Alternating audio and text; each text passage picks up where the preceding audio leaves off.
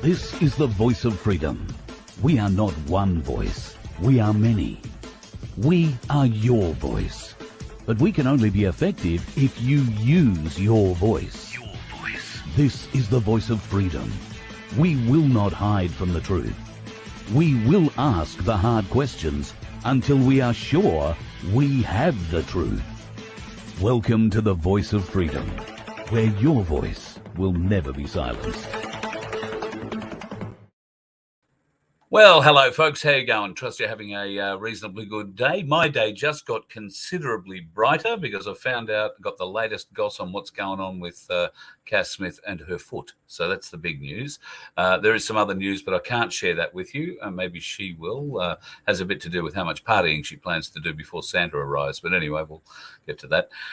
There is some interesting things happening around Australia, and I think tomorrow morning I might do another live just to do a little bit of an update on ships that are in harbours around Australia. Got a very interesting photo today of a ship that's in Western Australia and seems to have a, well, I don't know what else to call it, but a patrol boat guarding it. Now, that's just making sure that people stay away from it, kind of thing that you see when a naval ship is in town. But this ship doesn't have any markings on it, doesn't fly a flag, doesn't have a name on it, doesn't have anything. So getting some information about that from different sources and trying to put it all together and see what we can make of that. So that's one ship, and I'll get you to try and keep an eye out for other ships that may look a bit like it. We're getting stories that ships like it, or maybe it's this one, are pulling into various different ports. In fact, I think I may have seen one when I was in Tasmania. There was one in Devonport. Anyway, we'll talk about that at another time. Tonight, I haven't even caught up on the news because I went out today and had lunch with one of the wonderful folks that follows us pretty solidly here at Voice of Freedom, and that's Starseed. So we went out today, had lunch. It was lovely to meet up with him, and we had a really interesting chat. He's given me some very interesting ideas, some very interesting pictures. And I think you'll find that we might have to have him on here one night, although it won't be on the YouTube channels, that's for sure. It'll be on Rumble only, but or Project Matilda only. But yeah, be watching out for that one in the coming days. We're going to have a bit of fun with that tonight, though. We're going to get back into talking things in the financial world. Now, before I bring her on, I know she's going to say it at some point during the whole evening, and I'm going to say it now because I always forget to say it. I am not a financial advisor. Don't take any advice from me. That would be stupid. Cass, on the other hand, used to be a financial advisor, but she's not a financial advisor anymore. Now she does other things, and we'll get her to explain what those other things are, and bring her on because she's a damn sight better to look at than I am. So good evening, the lovely Cass Smith from Canberra. How are you? Great, Carl. How are you? Good. Blue really is your colour, isn't it? Yeah, a lot of people say that. Yeah. I mean, aside from your today's attire, your vehicle's blue. You don't mind blue? I like blue, and blue necklace, blue top, blue car, and yeah, getting in the Christmas mojo because it's. There'll be no blues with that unless it's drink related, I guess. Yeah, absolutely. It's time to get into the Christmas spirit and wrap up a pretty awful year. Yeah, well, it hasn't been real flash in many ways for a lot of people. Today, I think the Reserve Bank was meant to announce another rate hike. Did that actually come out? I haven't seen any. Yeah, they did. They increased it by 25 basis points. Again, wow. I think, what is it, the 10th rate rise in a row? I can't remember. They're planning another 5. Another 5 rate rises, or another 5 basis points? Another 5 rate rises. Well, today was 1, so that probably means another 4. Yeah. So, and we're getting them not every month, but every other month, really, at the moment. No, we're getting them every month. Oh, every month. But we better save that conversation for last, Carl, because when I spoke on another channel about the reason why they're raising rates, the whole Instagram channel got wiped. Oh, really? Yeah. Geez, I've only just got my Nun2K channel back, Cass. I didn't know we were going to be, pushing the wind tonight. I didn't realise talking about inflation would cause such a problem, but it did. They didn't like what I said. Something to do with the intelligence of the government. Yes, well, unfortunately, the supposed most intelligent one of the lot has COVID at the moment. I particularly liked his tweet, "Down for the count." That usually means the fight's over. I'm out of here. But that's a whole other story for another night as well. All right, so let's not get into the interest rate saga just yet then. I've had some questions from people who are interested in starting self-managed super funds. They don't really understand the process.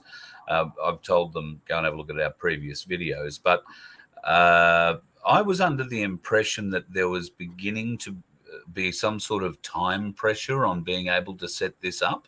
Is that correct? If you wanted to get your super out of Big Super and put it into, well, whatever you want to put it into, the time is rapidly approaching where you won't be able to do that? No, I don't believe so. Self-managed super fund, a lot of people don't realise, has been around since 1999. So that's a lot of years, 23, 24 years. Been around a very, very long time. They're not going to get rid of it anytime soon. They simply can't. They'd need a massive legislative change, and there'll be so much backlash because some of Australia's wealthiest people are in self-managed super funds. So they're not going to get rid of them anytime soon. I think what you're alluding to is that if the share market crashes and your super is stuck in the other system, it'll be too late. That's when it will be too late. Right. And my answer to that is we'll just bloody well get on it and get it done as soon as you can.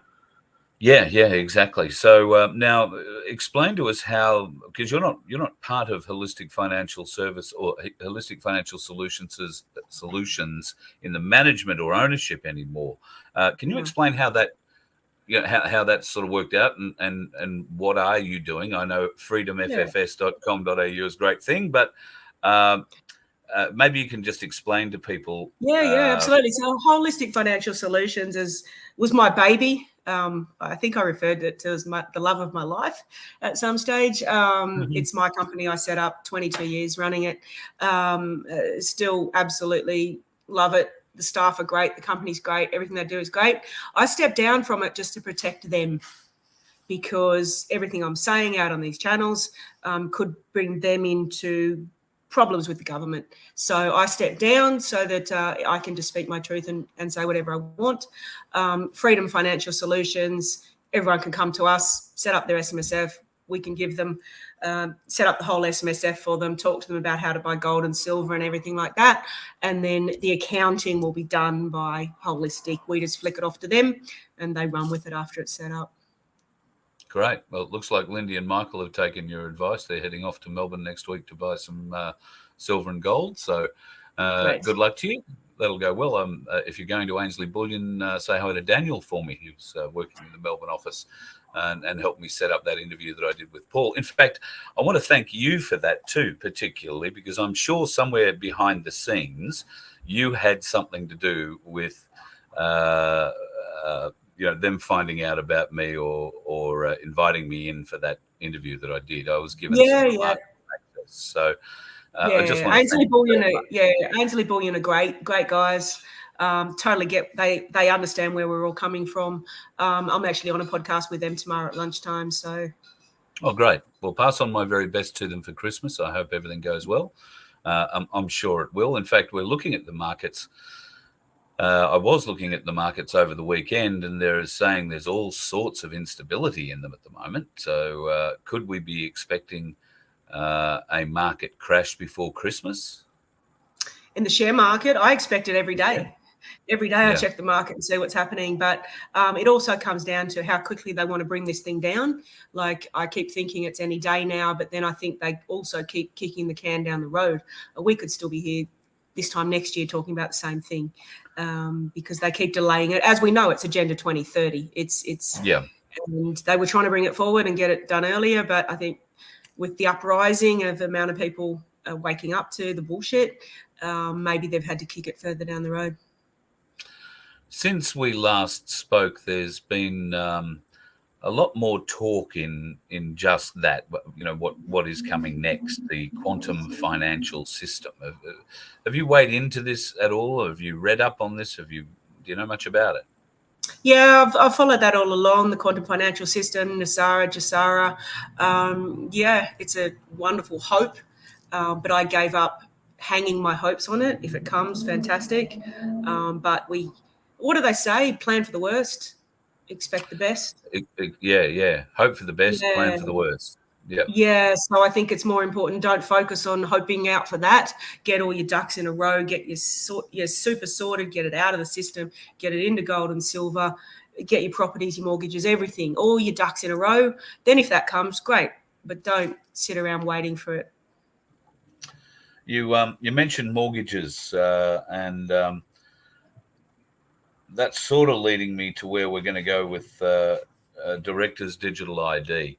I saw a video that you put out a few days ago about there was a lot of concern from people leading up to, was it the 30th of November when directors had to be signed up to this directors' digital ID or cop $1 million fine or something like that? Yes. So I saw your video, and you were, well, the gist of it that I got out of it at any rate is it's nothing to be really concerned about. But there did seem to be a lot of pushback against that. Yeah, not exactly nothing to be concerned about. My advice is to pick your battles and decide what's really important and what's really not. So the director's ID, what I was really upset about when I went to when I released some of my videos was that there's people out there on the market saying it's the digital identity. It's not. If you want to Google, anyone out there listening, Google digital identity. The government have set up a whole website called digitalidentity.gov.au. Right. And they've got this beautiful little picture that links. They're saying they're going to link 100 plus services to the digital identity. Like, that's serious shit. And we don't want that crap. We don't want to be hooked into their matrix and every single thing we do is monitored and measured and where every single transaction you do is on their system. That's not the director's ID. The director's ID is just one more number, like your Medicare number, your driver's license number, your passport number. It's just one more number.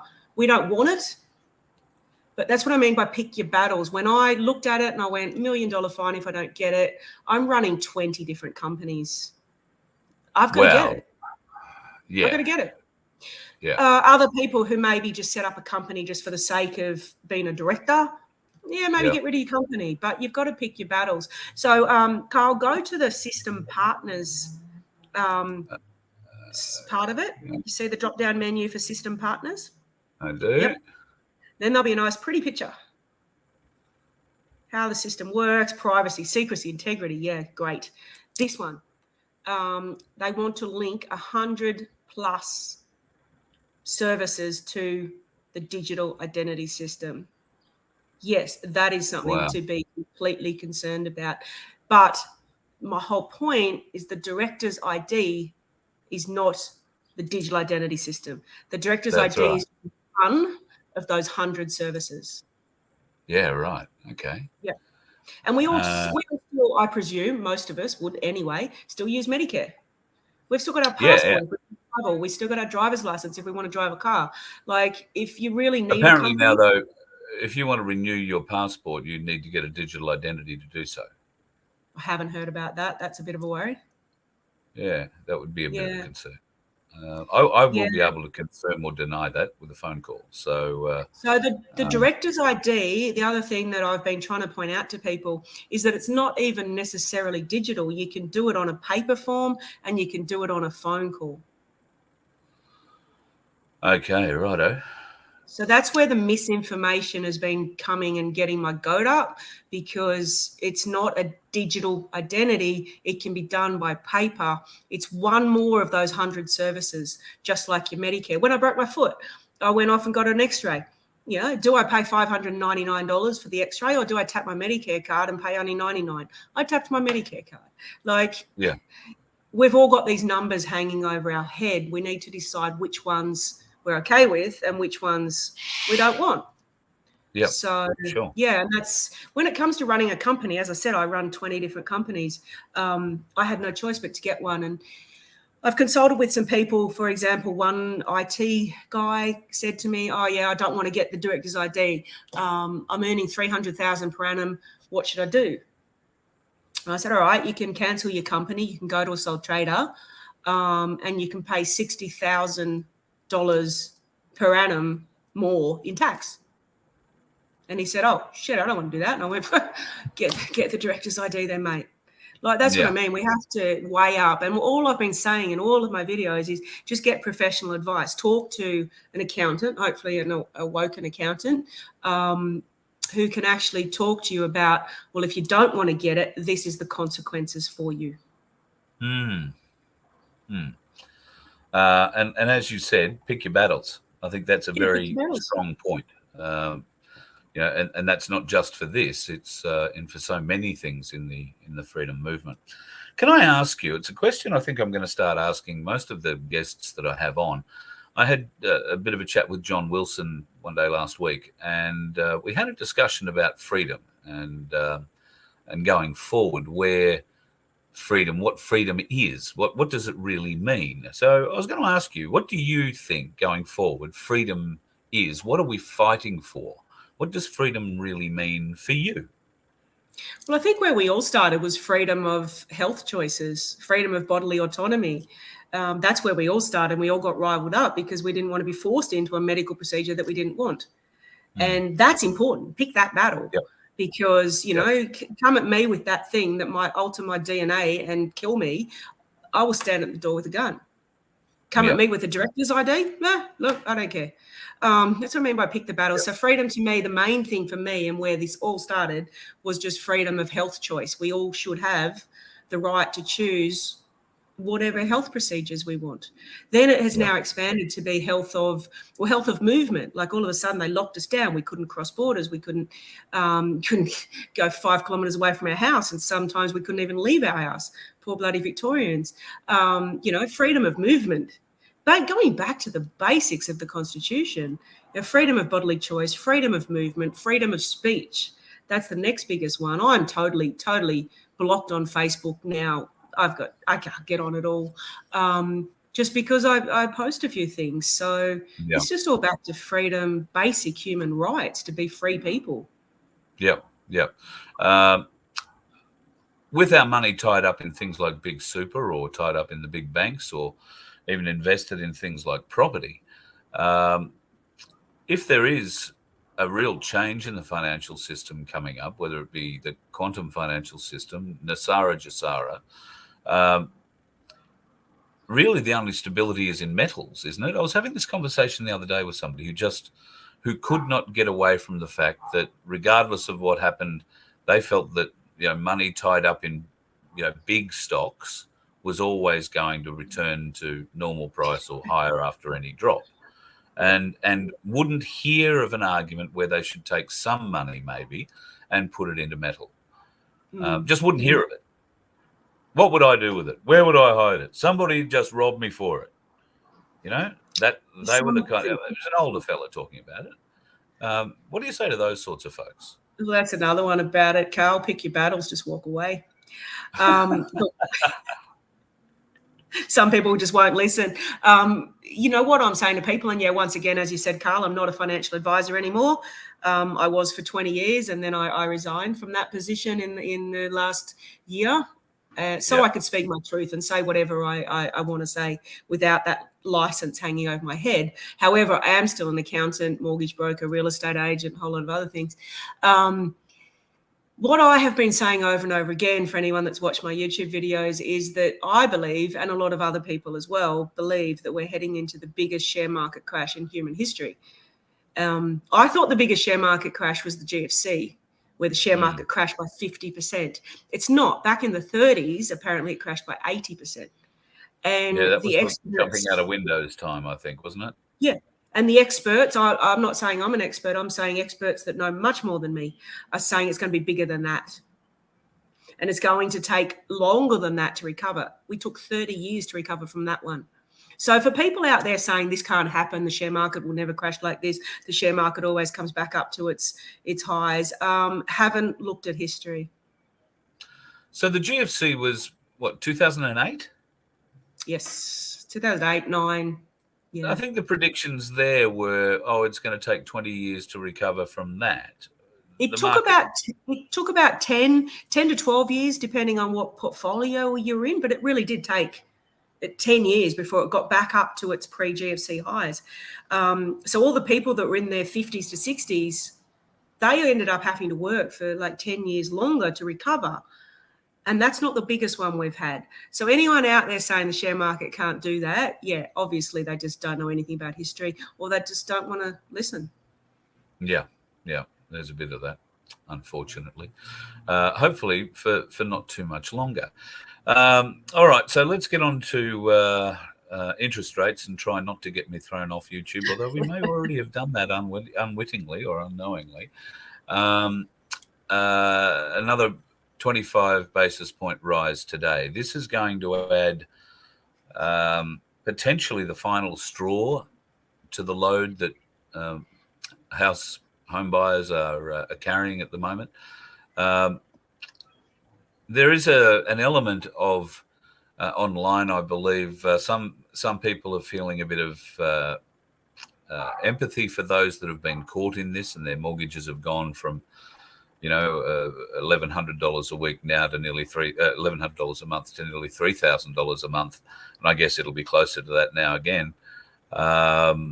This is a huge hike for some people, and they bought on the back of our illustrious Prime Minister, pardon me, who said that along with the RBA, there would be no rate rises till 2024.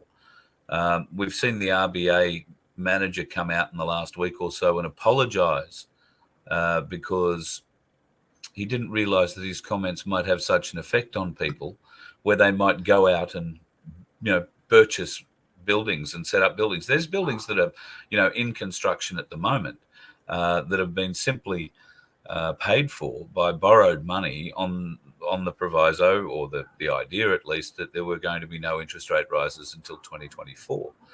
Now, people have no comeback from that. So is this where the bubble is going to burst for real estate as well? Yeah, I've been saying all along that real estate is going to crash.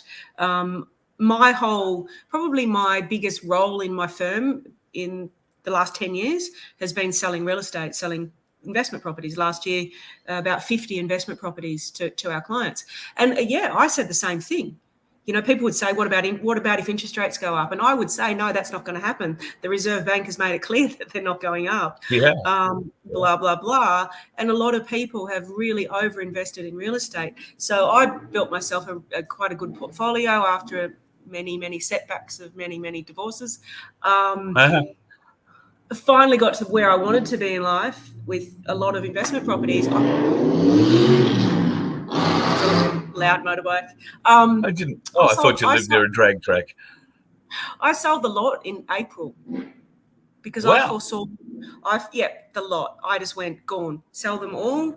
And people were saying, "What are you doing, Catherine? You're the investment property guru. Why are you selling?" And I just went, I just know what's coming. And ever since I sold, every month the real estate prices have been going backwards the entire time. I think it's 7 months in a row we've gone backwards now, and it's going to continue. I'm predicting, and so are some of the banks and whatnot, predicting a 20 to 30% drop in prices. Some years ago, I used to do a real estate show. I sort of came up with this idea that we could do a real estate show on a commercial radio network and give people in every one of those markets. I think we did 42 markets. Every one of them could get a house appraisal done in their show every Sunday. As it turns out, the show went to air. And during that time, I was privy to some conversations with the big heads of big real estate companies in this country. I was privy to conversations, off-air conversations, about with people who are responsible for tracking the data of the housing and real estate industries and all that sort of thing. And what shocked me the most was that I don't know if they do it in league with banks, but they are forever talking up the industry, even in the face of disaster, and what is blatantly the opposite. They'll always be telling you something else. Clearance rates are not as high as they used to be, but they're bumping back. Well, that's not right. They're falling. Auctions are not getting finished with sold stickers put up on the same day. In a lot of cases, in a lot of cities around Australia at the moment. The real estate companies, I guess it's their business to keep talking it up. But there has to be a point where there has to be some honesty in it. And particularly if you've got institutional investors who just, no? Real estate agents, I don't want to bag my own industry, but there's nothing hanging over our head about us telling the truth.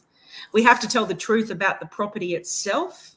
Like, for example, if someone has committed suicide or a double murder or anything like that, we have to tell the buyer. Other than that, it's a sales job. It's a sales job. Beautiful outlook and this and that, and it's just a sales job. And they're never going to want to try and say to people, the industry might fall by 20, the whole market may fall by 20%, because then people will stop buying and they won't get their commissions, and then they'll be out of a job, and then they won't pay their mortgage, then they lose their house. So no, there's no honesty in real estate agents. I hope I'm not getting in trouble for saying that. Oh, I think we'll both probably get in trouble for saying that. But anyway, might have to. There I go. I've bagged the financial planners. I've bagged the real estate agents. Right. Once they kill all my YouTube channels, we'll be on Rumble and Project Matilda, and we can say whatever the hell we like there. It won't matter. Yeah, absolutely. So back to interest rate rises, Carl. So this is what I said. This is what I said on the other channel that got us booted. Do you want me to give it a go? Oh God. Yeah, you can give it a go. Like, it's nothing untoward. I learnt about inflation and interest rate rises back in university. I don't remember much of university. I drank way too much. But one thing I did remember is that they raise interest rates to combat inflation, because when inflation is being caused by people spending too much, everyone's out there buying and buying and buying and spending too much. So they raise interest rate rises. It dampens confidence. People stop spending so much, and then that helps bring the whole equivalent back into balance. But that's not what's causing inflation. What's causing inflation at the moment is the supply chain channel, because they locked the freaking world down for 2 years. 2 years ago, I was sitting at my desk in my office going, what the hell's going to happen to the supply chain? Who's growing the food? Who's packing the food? Who's tracking the food? And the supplies and the building industry. And I've got a lot to do with the building industry through property. And I could just see what was coming down the line. The builders couldn't get windows. They couldn't get roof trusses. So what is causing inflation is the supply chain problems. And then we've got the floods and everything else that's going on that's just destroying our supply chain. That's causing inflation, and the petrol prices and the oil, and it's all Putin's fault apparently, and all of that. That's causing inflation. That's causing inflation. So raising interest rates isn't going to help, because raising interest rates is meant to be to stop people spending. So that's what I said. Stopping them be able to spend more money at the petrol station to go and take their family on a holiday, or go and see a neighbour or a family member who might be a couple of 100 kilometres away, making it unaffordable. And killing businesses and killing the transport industry who are trucking our food because their petrol prices. So what I said on the other channel was there's only two explanations for this. One is that the government economists are stupid and they don't understand the basic economics that I learnt 101 25 years ago. So they're either stupid or they're doing it on purpose to crush the economy. They're the only two answers.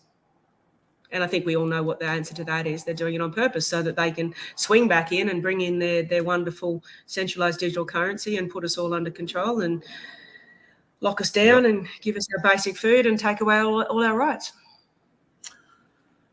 So we all run to the hills, we bury our gold and silver under an unmarked tree and pick up our rifle, dig ourselves a foxhole and take cover. Is that what we're going to do?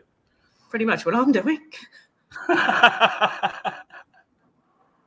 Great advice, folks. Great advice. And that's just one other thing that, like, I talk to clients about all day long is I used to, for the last 20 years, I've done nothing but consult with people about building wealth, growing wealth, protecting wealth, property portfolios, share portfolios, superannuation, derivatives, currencies, you name it, I did it. Now it's none of that. It's about protecting what we've got and weathering the storm till we get to the other side.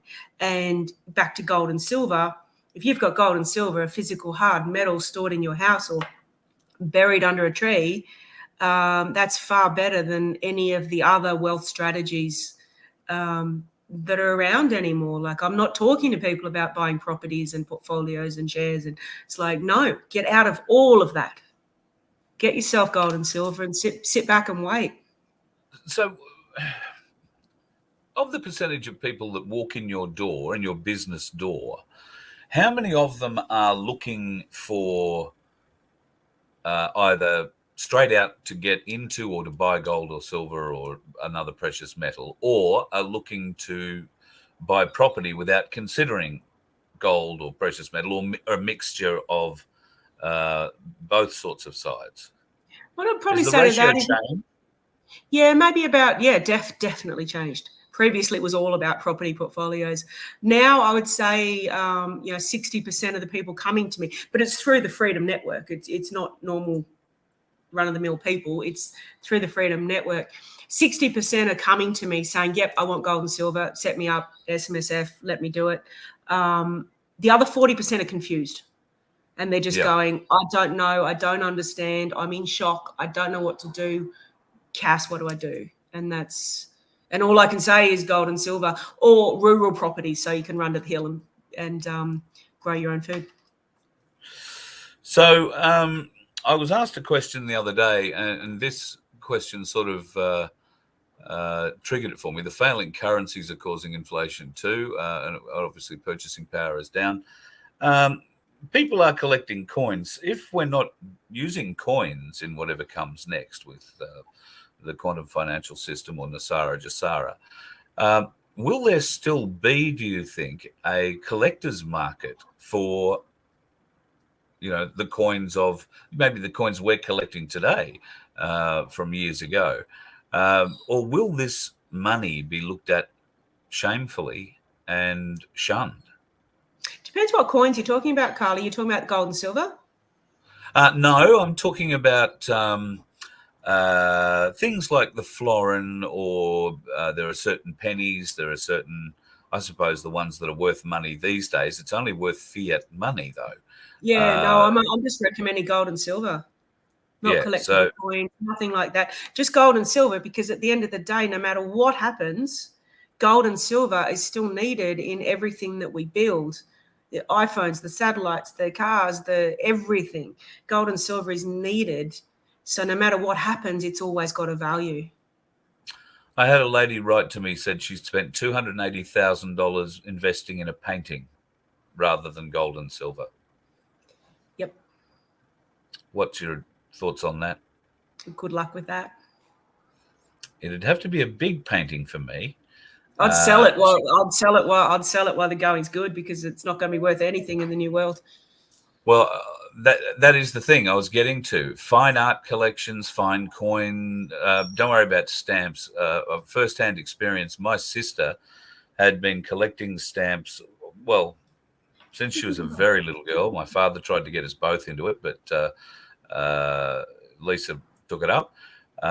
She's been collecting all the way through and been quite an avid collector about it. She inherited Dad's stamp collection, which was quite extensive when he passed away, and found that the whole lot, when she went off to try and turn it over into something she could use, got discovered it was worth about $14.20. So it's got to be the hard physical asset. Gold and silver have a fundamental value no matter what happens. Even when people say to me, well, what about when centralized digital currency comes in? What are you going to do then? Well, gold and silver still has that fundamental value. And the gold dealers, they know where we're coming from. And no matter what happens, there'll be a market for gold and silver, even if it's a black market. Yeah, right. Wow. Well, I don't think it'll be that. No, I don't either. From everything we've I don't either. Just people ask me like a worst case scenario. So, that's the worst case scenario, is that it's a black market, and that will be fine as well. So what about people who can't, like me, get their super out, or getting it out's just going to cause more problems or cost more than it's worth to get out? Well, you can, Carl, if you join in with other people. So your issue was a low balance, and we do get a lot of people that come in with a low balance. If you get 6 people that join together, find. Right, okay. You've just got to find. It doesn't even have to be 6. It can be 2 or 3 or 4 like-minded people willing to come together, and then we can get it done. Right. There you go. I think I knocked back one of those offers saying, no, I couldn't do that because I didn't qualify. Yeah, Okay. no, you can. You can. So put it out there, Carl. Get 4 other people to join you. And Danielle, if you haven't gone to, well, there was a lady named Danielle, I think, who was going to contact you and put it all together, and she was putting it all together a couple of weeks ago, and I said, I'm sorry, no, I didn't think I could be part of it. So no, you can. So well, there is hope. There is hope. I'd basically given it up that my when I looked at the super account last, it was 26,000 and a few dollars. When I looked at it recently, it's now 24,000 and a few dollars. Yeah, the market's tanking every single day. Yeah. So it just keeps on going backwards. So I'm sure after this show, Carl, you'll have heaps of people contact you, and we can get it done. Wonderful. Well, so anyone, I'll put it out there, anyone can do self-managed super fund. Even if you did have that low balance, Carl, we could still do it for you. It's just that the fees are going to be pretty high. It's better if you can join with a group of people to make it worthwhile. But anyone can do it. The government can't say no. They can't shut it down. It's in legislation. It's been around since 1999. I've been doing it for 20 plus years. It's not going to go anywhere anytime soon. It's more about getting your money out of the share market before it crashes totally. Yeah. Well, certainly that's where all mine is. So the other thing you can do, I know I've mentioned it before, is even if you have to stay where you are at the moment, you can contact your super fund. Once again, this is not financial advice. This is just, a tip. You can contact your super fund and transfer it into a cash portfolio. Then if the share market crashes, you're not in the share market, you're in a cash portfolio. And if anyone that doesn't understand that, you can just ring your super fund and say, hey, I want to go to a cash portfolio. How do I do it? Yep. Awesome. All right. Ho, ho, ho. I don't see you wearing tinsel just yet. So you're not terribly Christmasified. But tomorrow I will be. We've got our Freedom Financial Solutions FFS Christmas party. We'll be having some fun. So you'll be tinsel covered tomorrow. That'll be great. Look like Santa's elf sneezed on you or something. That'll be fabulous. But what are you doing for Christmas? You going away on holidays? Are you jetting away to fabulous parts of the world, or are you staying at home to catch fish? I'm running to the hills. I think I've mentioned on a few podcasts that I've got involved in a community project where we've bought land as a community, and I'm going to there for Christmas for as long as I want to stay there, and until I feel rested enough to come back to the front line. Beautiful. That sounds like a really relaxing Christmas, New Year. Yeah, it's gonna be good. Yeah, excellent. You were mentioning that I think when I was down in Canberra and we did the show from your boardroom, that you had a Queensland parcel that you were trying to get up. How did you go with that? It's done. Settled last Friday. We're in. We've moved in. Oh, wonderful! Great! Isn't that awesome? Yeah. Oh well, that's a plan going forward then. Yeah, and it's a prototype. So we're still massaging a few things and trying to work out the best legal structure, the best community structure, how to we're going to build community kitchens and community centers and facilities for like workshops and anything anyone wants to do. So we're still massaging all that, getting it all together as a package, and then hopefully we'll roll it out going forward to other projects and other land and to other groups, because, as I said, the financial world is about to shit itself, and we run to the hills and form community and grow our own food and have our own group of people looking after each other. Yeah. Yep. And that is the way forward. Maybe we can start establishing my places in your community. That'd be a bloody great. Yeah. That's all part of it. Absolutely all part of it. So on that, if anyone wants to contact me, we don't have any projects or land at the moment, but I am keeping a database of just names and what state you're in or what state you want to be in, so that when we do find other land, I can put it out to that database and say, okay, we've got another project. Who's interested? Yeah, great. That's awesome. So the one that I'm talking about in Queensland, I think, was in the Gold Coast hinterland, wasn't it? Yeah, absolutely. In a little town near Canungra, which is just a lovely, beautiful little hippie village. I just love it. I walk down the street and just feel like I'm at home. So. Yeah, the Windmill Cafe. Been in there many a time for a coffee and a pie. And they all and ride the their winery just up the road. They all the Yeah, bikers that's all right. run through, and it's lovely place, and can't wait to get there and get this up and running. Yeah, well, it's a beautiful part of the world. I used to be part of a balloon crew who flew balloons out of there every day. So that was a lot of fun. Beautiful part of the world. And, well, there are plenty of other beautiful parts of the world. And I know some people with some land for East down in Gippsland. I want to say East Sale. That'd put it somewhere near the RAF base. But I'm not sure that they're up for selling it, but they're looking to do community-based stuff on it as well. There is talk of it happening up near Harvey Bay. We're looking for some land. There is 2 people that I'm in touch with who are very keen to look at hemp construction, hemp housing. And in fact, one lady, Wendy, beautiful soul, is importing the machine that makes the hemp walls. So there are those options where, hemp is very cheap to produce, very cheap to manufacture, and very, very, very good with its insulation factors and everything else that keeps you warm in winter and cold in summer, or cool in summer. So the designs can be pretty out there too. I've seen everything from pyramids to complete globes. So and we're looking at doing things like this on this land. So we're doing dome homes and gnome homes and tree homes and in the earth homes and all sorts of and container homes and all of that. So it's all, as I said, like a prototype to then roll out to other communities.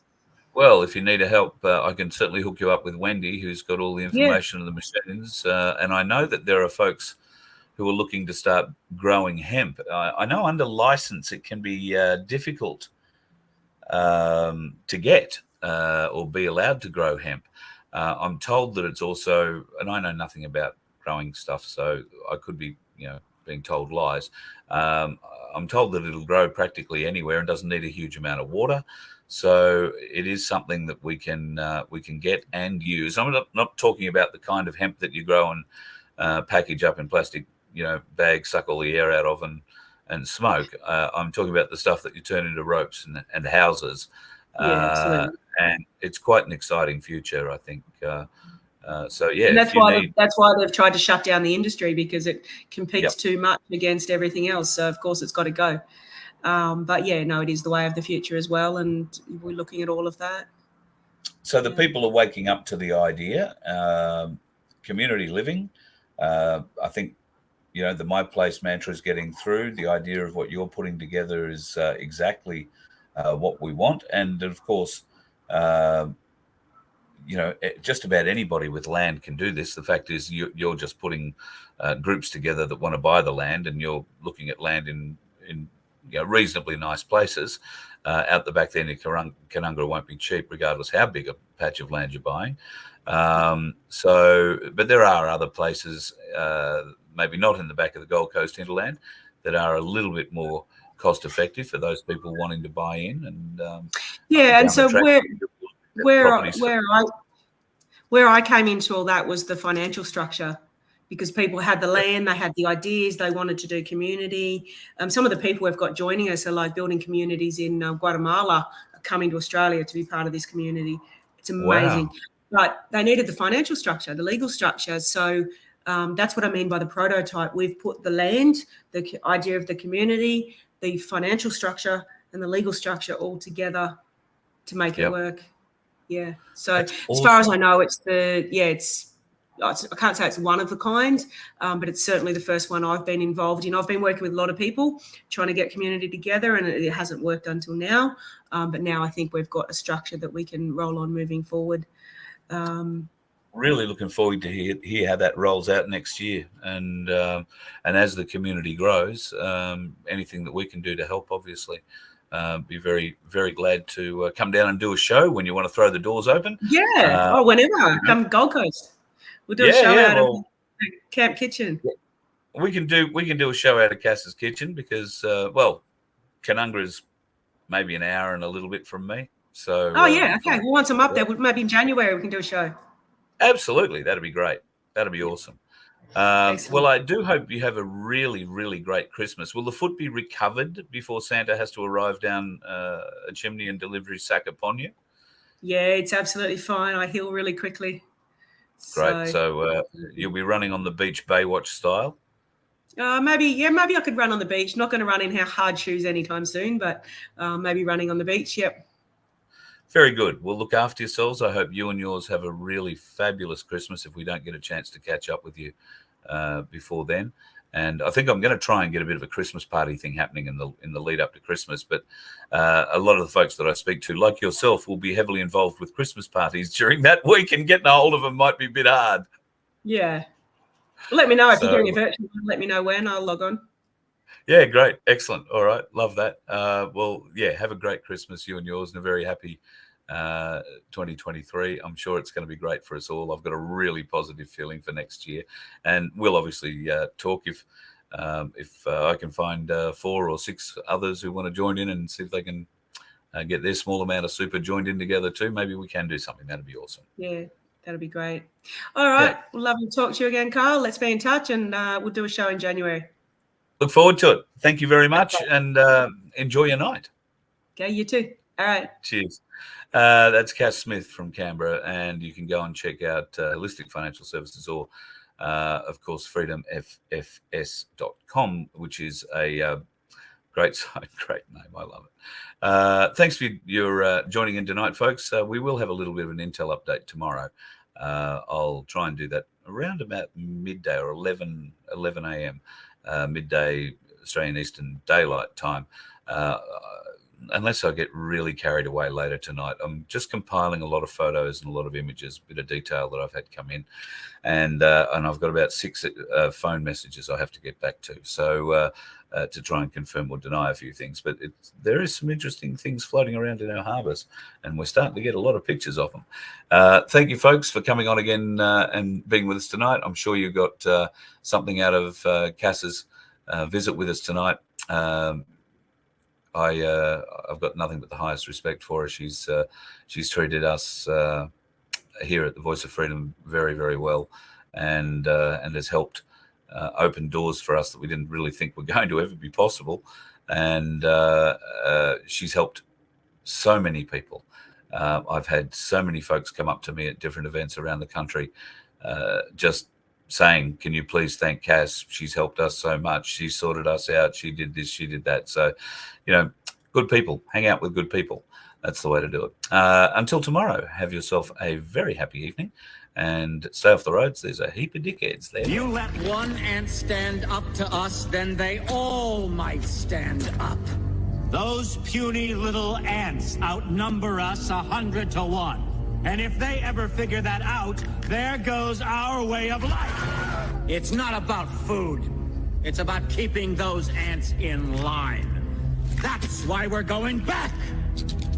Does anybody else want to stay? Let's ride!